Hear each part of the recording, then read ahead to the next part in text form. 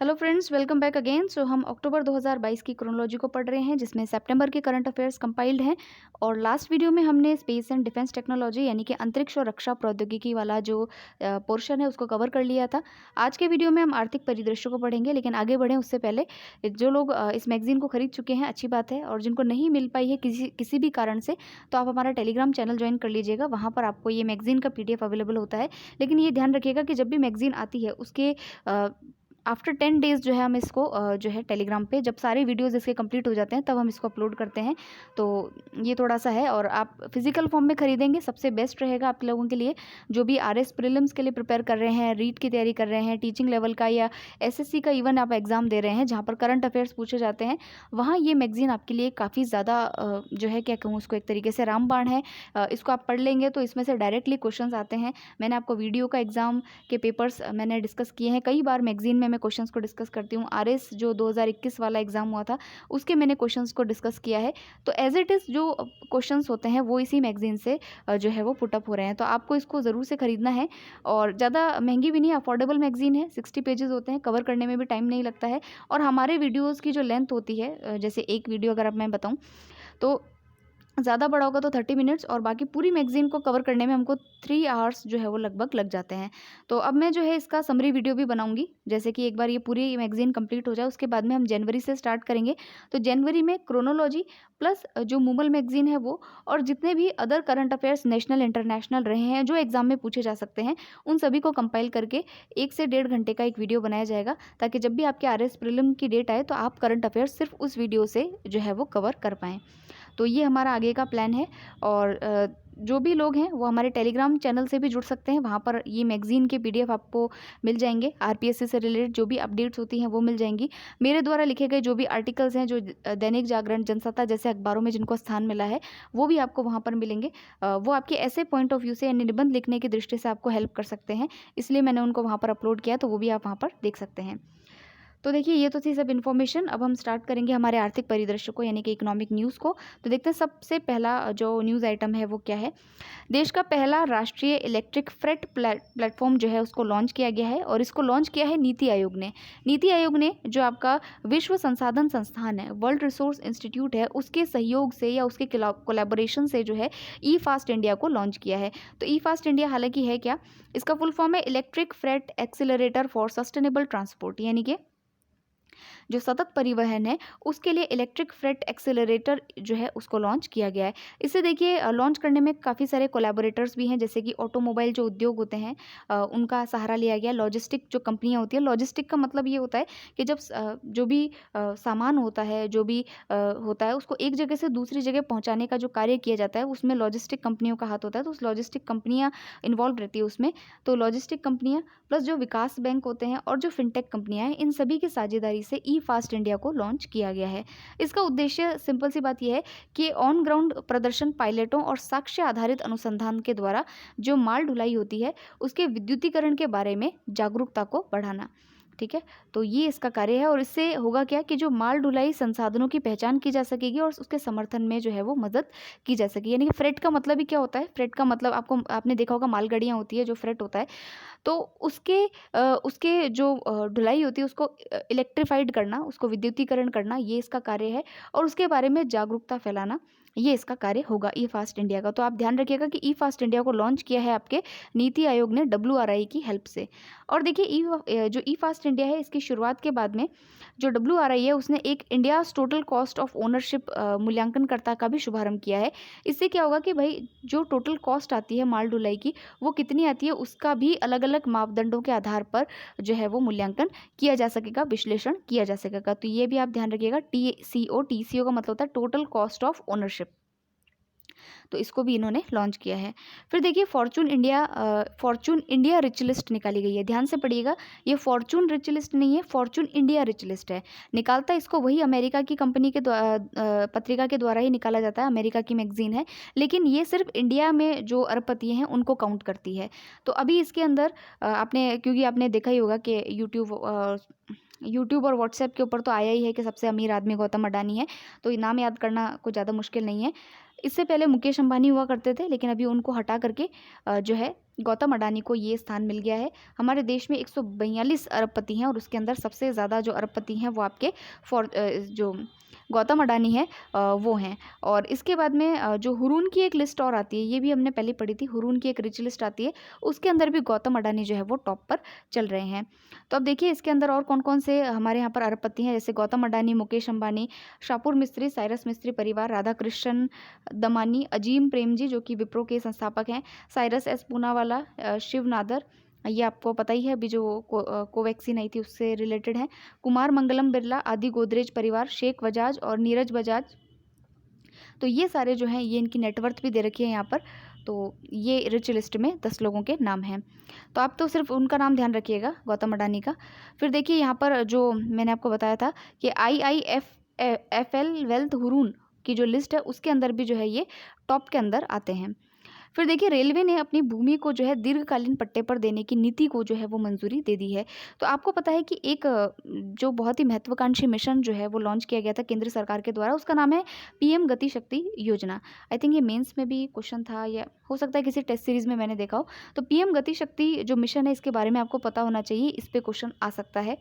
इसमें क्या कहा गया है कि भाई सड़कों से संबंधित, उसके अलावा रेलवे से संबंधित, और जो आपके हवाई यात्रा से संबंधित है, और जो बंदरगाहों से संबंधित है, ऐसे करके इसमें 7 पिलर्स हैं।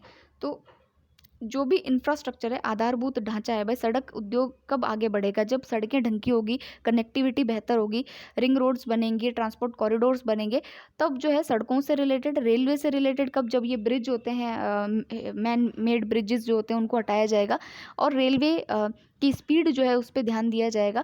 तो ये इन सब में सुधार के लिए जो है PM गति शक्ति योजना को लागू किया गया था। एक मिशन है एक तरीके से। इसके कंपोनेंट्स आप पढ़िएगा, ये क्वेश्चन जो है एग्जाम में आ सकता है। तो अभी देखिए इसमें हालांकि अभी क्या किया गया है कि रेलवे की जो भूमि है उसको दीर्घकालीन पट्टे पर जो है वो दिया जाएगा। इससे क्या होगा कि रेलवे को ही लाभ होगा, रेलवे की जो इनकम है, एक्स्ट्रा इनकम सोर्सेज है वो बढ़ेंगे। और कार्गो संबंधी जो गतिविधियां, कार्गो का मतलब भी सेम ही होता है, जब हम माल ढुलाई जिसको कहते हैं उसी को कार्गो ट्रांसपोर्टेशन कहते हैं। तो कार्गो संबंधी गतिविधियां जन उपयोगिता और रेलवे के विशेष इस्तेमाल के लिए जो है इसको यूज़ किया जाएगा। तो देखिए इसका प्रावधान क्या है। इस नीति में भूमि के प्रति वर्ष जो बाजार मूल्य है उससे 1.5% की दर से 35 साल तक की अवधि के लिए कार्गो से संबंधित, देखिए ध्यान से, कार्गो से संबंधित गतिविधियों के लिए रेलवे की जो भूमि है उसको लंबी अवधि के लिए पट्टे पर जो है वो प्रदान करेगी। रेलवे अपनी भूमि को कार्गो से संबंधित गतिविधियों के लिए जो है पट्टे पर प्रदान कर सकती है। तो ये इसकी जो रेलवे की जो भूमि है, भूमि देने वाली जो नीति है उसमें ये परिवर्तन जो है वो किया गया है। अब देखिए इसमें एक उद्देश्य ये है कि अगले 5 सालों के अंदर 300 PM गति शक्ति कार्गो टर्मिनल्स जो है वो हम विकसित करेंगे और 1,20,000 के करीबन रोजगार जो है वो हम यहाँ से सृजित करेंगे। तो PM गति शक्ति का ही एक कंपोनेंट है जहाँ पर हमको कार्गो टर्मिनल विकसित करने हैं और उसी के लिए जो है ये रेलवे अपनी जो भूमि है उसको लीज पर देगा। और इसमें रेलवे की जो ज़मीन होगी उस पर सोलर प्लांट लगाने के लिए नाम मात्र की लागत पर रेलवे की ज़मीन का इस्तेमाल भी किया जा सकेगा। तो ये भी काफ़ी इंपॉर्टेंट इसके कंपोनेंट्स हो जाते हैं। तो ये PM गति शक्ति के अंतर्गत जो है ये नीतिगत परिवर्तन किए गए हैं। इससे क्या होगा कि रेलवे को राजस्व जो है वो अधिक मिलेगा और जो माल ढुलाई में रेलवे की हिस्सेदारी है वो भी इससे बढ़ पाएगी, जिससे कि जो लॉजिस्टिक्स है, लॉजिस्टिक यानी कि ट्रांसपोर्टेशन की जो लागत है वो कम हो सकेगी। तो ये इसका बेसिकली उद्देश्य है। फिर देखिए कि जो रूरल इलेक्ट्रिफिकेशन कॉरपोरेशन है, REC जो एक कंपनी है, ये पब्लिक सेक्टर कंपनी है, इसको हाल ही में महारत्न कंपनी का दर्जा मिला है। महारत्न CPSE ये बन गया है। तो ये थोड़ा सा हमको पढ़ना है इसके बारे में, CPSE क्या होता है और REC जो है वो क्या है। अब देखिए फ्रेंड्स कुछ हम REC के बारे में जो है वो देख लेते हैं।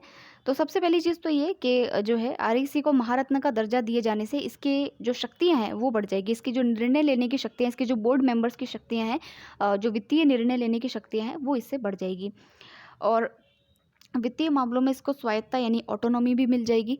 और उसके अलावा देखिए कि जो आपका REC है, रूरल इलेक्ट्रिफिकेशन कॉरपोरेशन है, ये एक NBFC है। NBFC आपने पढ़ा होगा जब हम बैंकिंग वाला जो चैप्टर पढ़ते हैं इकोनॉमिक्स में, तब आपने NBFC के बारे में ज़रूर पढ़ा होगा।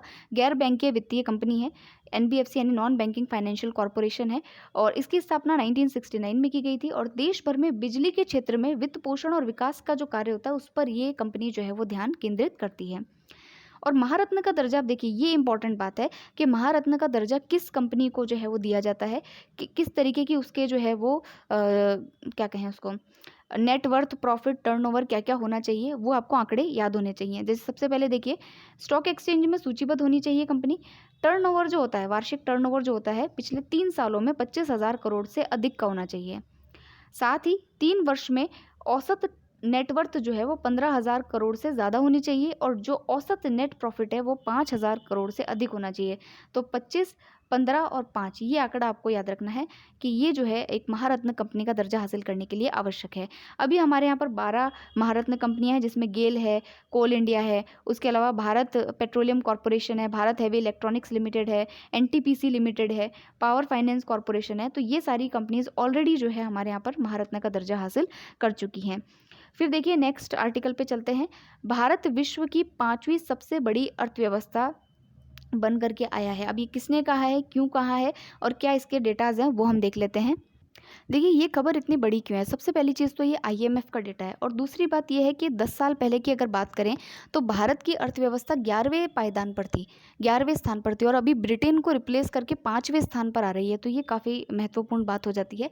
और अगर हम देखें एसबीआई जो है हमारी, जो यहाँ की कंपनी जो है, तो एसबीआई का आंकड़ा ये कहता है कि भारत की जो अर्थव्यवस्था है वो 2029 तक तो 3rd नंबर पे आ जाएगी, हम 3rd पोजीशन को जो है वो हासिल कर लेंगे। ठीक है, तो ये हमारी भारतीय अर्थव्यवस्था के कुछ आंकड़े हैं। और एक चीज़ और देखिए यहाँ पर कि जो अर्थव्यवस्था की जो स्थिति होती है उससे देश देश का जो विकास होता है और देश की जो नीतियाँ होती है वो काफ़ी ज़्यादा जो है वो प्रभावित होती है। इसीलिए ये इस प्रकार की जो चीज़ें हैं कि भाई अर्थव्यवस्था में कौन सा स्थान अभी मुड़ करके आया है, तो ये एक विकास को दर्शाती है, तो इसलिए ये इम्पॉर्टेंट बात है। तो ये 5वीं अर्थव्यवस्था बन करके आएगा। ये सारी चीज़ें तो मैंने आपको बता दी है, और इसमें कुछ खास बात नहीं है। आईएमएफ का ये आंकड़ा है, और उसने बताया है कि भाई पिछले दशक अगर की हम बात करें, एक दशक के 10 सालों की अगर बात करेंगे तो 11वें पायदान पर था भारत, और अभी 5वें पर आया है। तो ये काफ़ी इंपॉर्टेंट जो है वो चीज़ हो जाती है। ब्रिटेन क्यों फिसला है, तो देखिए ब्रिटेन में महंगाई और मंदी का खतरा जो है, वहाँ की बैंक ऑफ इंग्लैंड ने इसका अनुमान जताया कि 2024 तक जो है हमारी स्थिति थोड़ी सी यहाँ पर मंदी में और तेज़ महंगाई के लिए इन्फ्लेशन के चलते जो है वो ख़राब रहने वाली है। फिर देखिए नेक्स्ट आर्टिकल है, भारत का जो विदेशी ऋण है 2021-22 का, उसके बारे में एक रिपोर्ट जारी की गई है। तो देखते हैं कि क्या क्या ऋण कितना लिया गया है और क्या हमारी स्थिति है एक्सटर्नल डेब्ट के लेकर के। सो फ्रेंड्स, ये जो रिपोर्ट है ये हमारे भारत का जो विदेशी ऋण, देखिए इसको ध्यान से देखिएगा कि इंडियाज़ एक्सटर्नल डेप्ट स्टेटस रिपोर्ट, ये एक रिपोर्ट है, और इसको वित्त मंत्रालय के जो आर्थिक मामलों का विभाग है, जिसे हम जो है एक्सटर्नल डेप्ट मैनेजमेंट यूनिट कहते हैं, उसके द्वारा इस रिपोर्ट को जारी किया गया है। और ये पहली ऐसी रिपोर्ट नहीं है, ये 28वीं रिपोर्ट है, और इसमें कुछ आमूल-चूल परिवर्तन तो नहीं हुआ है, छोटी छोटी सी चीज़ें हैं। जैसे कि देखिए यहाँ पर कि हमारा जो भारत का विदेशी ऋण है वो 620 बिलियन था मार्च 2022 के अंत में, और मार्च 2021 के अंत में ये 573.7 बिलियन अमेरिकी डॉलर था। यानी कि अभी हमने जो ऋण है वो 8.2% की जो परसेंटेज है वो उसमें इसमें वृद्धि हुई है। यानी कि हमने जो विदेशों से ऋण ले रखा है उसमें 8% की वृद्धि जो है वो पिछले साल से देखी गई है। अगर हम देखें कि विदेशों में यानी कि क्रॉस कंट्री हमने कितना लोन लिया है, तो उसमें हम विश्व स्तर पर 23वें स्थान पर आते हैं, कि लोन लेने की जो हमारी स्थिति है उसमें हम 23वें स्थान पर हैं। और जो यहाँ पर रिपोर्ट के अन्य आंकड़े, यहाँ पर कुछ विशेष बदलाव जैसे देखने को हुआ नहीं है। जैसे कि आप देखिए कि विदेशी जो ऋण है वो सकल घरेलू उत्पाद यानी जो जीडीपी है उसमें मामूली रूप से जो है वो गिरा है। जैसे कि पहले 21% हमारे जीडीपी का हमारा लोन ही था, अभी वो कितना है 19.9% है, तो काफ़ी कम इसके अंदर गिरावट देखने को मिली है। फिर देखिए यहाँ पर कि foreign currency reserve as ratio to external depth, अगर ये देखेंगे तो इसमें भी बहुत ही मामूली रूप से ये गिरा है। जैसे कि 97.8% पर रहा है, जो कि इससे पहले 100.6% था। तो ये जो चीज़ें हैं, इतने आंकड़े आपको वैसे भी इसमें याद रहने हैं नहीं, तो आप ये थोड़ा सा एक बार देख लीजिएगा। बाकी इसमें कुछ खास बातें हैं नहीं, जो मैंने बताया वो उतना ध्यान रखिएगा कि जीडीपी का जो है वो 8.2% जो है वो इसके अंदर जो है वो इंक्रीमेंट देखने को मिला है। फिर देखिए इकोनॉमिक न्यूज़ में शॉर्ट में क्या है, वंदे भारत एक्सप्रेस, ये तो हमने पहले भी पढ़ लिया था कि ये जो है एक हाई स्पीड ट्रेन है, और इसमें देखिए वंदे भारत ट्रेन ने केवल 52 सेकंड में 0 से 100 किलोमीटर प्रति घंटे की रफ्तार जो है वो हासिल की है, और 180 किलोमीटर प्रति घंटा इसकी रफ्तार है। और जो पुरानी जो ट्रेनें हैं, क्योंकि 2 ट्रेन्स ऑलरेडी इसके अंदर आ चुकी है, वंदे भारत एक्सप्रेस में। और अभी हाल ही में जो ट्रेन आई है, यह ट्रेन गुजरात की राजधानी गांधीनगर से अहमदाबाद, सूरत और बड़ौदा होते हुए जो है वो बॉम्बे की तरफ जाएगी, यानी गांधीनगर से मुंबई तक के लिए इस ट्रेन को संचालित किया जाएगा। और इसको हमने फर्स्ट जो हमारा लेक्चर था, आप याद कीजिए, मासिक घटनाओं का सार संग्रह, वहाँ पर हम इसको कंप्लीट कर चुके थे। और इतना ध्यान रखिए कि 2023 तक का हमारा इसमें टारगेट है कि 75 ट्रेन्स जो हैं हम इसके अंदर और जो है वंदे भारत ट्रेन्स को लॉन्च जो है वो करेंगे। फिर देखिए वीगन क्या है, उसको देख लेते हैं। तो देखिए वीगन प्रोडक्ट्स हालांकि होते क्या हैं, एक जैसे वीगन का मतलब ये होता है कि उसके अंदर आपके शाकाहारी तो होगा ही होगा, उसके अलावा उसमें जो आपके डेयरी प्रोडक्ट्स होते हैं उसको भी एक्सक्लूड किया जाता है, डेयरी प्रोडक्ट्स भी यूज़ नहीं किए जाते हैं, उसको वीगन प्रोडक्ट्स कहते हैं। तो वीगन प्रोडक्ट्स की डिमांड क्योंकि ज़्यादा बढ़ रही है, वीगन प्रोडक्ट्स में रेशे यानी फाइबर्स ज़्यादा होते हैं, कोलेस्ट्रॉल की मात्रा कम होती है, और ये एक क्या कहें इसको, जो हेल्थ फ्रीक होने लगे हैं आजकल लोग, फिटनेस फ्रीक, तो उन लोगों में इसका क्रेज़ बहुत ज़्यादा है। तो हमारे यहाँ पर एपेडा नाम की जो संस्था है, इसके बारे में, एपेडा संस्था के बारे में ध्यान रखिएगा। फुल फॉर्म है इसका कृषि और प्रसंस्करण खाद्य उत्पाद निर्यात प्राधिकरण। तो एपेडा जो है वो इस तरीके का जो प्रोडक्ट है, वीगन प्रोडक्ट्स है, उनको तैयार कर रही है। और इसकी पहली खेप जो है वो कैलिफोर्निया, यानी अमेरिका का जो कैलिफोर्निया है, वहाँ पर जो है इसको एक्सपोर्ट करेगी। तो एक्सपोर्ट करने से क्या है, हमें पैसा मिलेगा, ठीक है, तो अर्थव्यवस्था स्ट्रांग होगी। तो ये कुछ वीगन प्रोडक्ट्स के बारे में है। फिर देखिए state centre of coconut development board, ये क्या है, इसको देख लेते हैं। तो ये एक स्मॉल सी न्यूज़ है कि जो नारियल विकास बोर्ड है, तो उसका एक दूसरा सेंटर, स्टेट सेंटर, अभी हाल ही में हमारे जो कृषि मंत्री हैं नरेंद्र सिंह तोमर, उन्होंने जूनागढ़ गुजरात में जो है वो इस्टेब्लिश किया। तो ये छठा केंद्र होगा नारियल विकास बोर्ड का। तो बस इतना इसमें ध्यान रखना है। और विश्व नारियल दिवस जो कि 2 सितंबर को आता है, उस दिन जो है इन्होंने इसका उद्घाटन किया है। फिर देखिए हजीरा क्या है, तो इसको पढ़ लेते हैं। तो देखिए फ्रेंड्स, हजीरा एक जगह है जहाँ पर रिलायंस इंडस्ट्रीज़ के द्वारा भारत का पहला कार्बन फाइबर प्लांट जो है वो लगाया गया है। और ये हजीरा कहाँ पर है, देखिए अभी जितने भी डेवलपमेंट हो रहे हैं वो गुजरात के साइड में ज़्यादा हो रहे हैं, तो ध्यान रखिएगा कि ये हजीरा भी कहाँ पर है, गुजरात में है। तो ये पहली चीज़ ये पता चले कि ये कार्बन फाइबर प्लांट क्या चीज़ है और इससे होगा क्या। तो देखिए सबसे पहली चीज़ कि कार्बन फाइबर जो होता है ये एक पॉलीमर है ग्रेफाइट फाइबर का। यहाँ पर देखिए ग्रेफाइट फाइबर का एक पॉलीमर होता है, ये बहुत ही हल्का होता है, मजबूत होता है। स्टील की तुलना में अगर हम बात करें तो स्टील से तो 5 गुना ज़्यादा मजबूत है और 2 गुना ज़्यादा कठोर है। इलेक्ट्रिसिटी का ये कंडक्टर है, यानी कि सुचालक है, और चालकता ज़्यादा है इसमें, तो इसलिए इसको एरोस्पेस में, सिविल इंजीनियरिंग में, सैन्य उपकरण बनाने में, मोटर पार्ट्स बनाने में इसका यूज़ लिया जाएगा। तो इसीलिए इसका जो सेंटर है वो खोला गया है और विश्व का सबसे बड़ा कार्बन फाइबर प्लांट जो है ये होगा, ठीक है। तो ये कहाँ पर बनाया गया है, गुजरात के हजीरा के अंदर जो है रिलायंस इंडस्ट्रीज़ के द्वारा इसको स्टैब्लिश किया गया, तो ये ध्यान रखिएगा।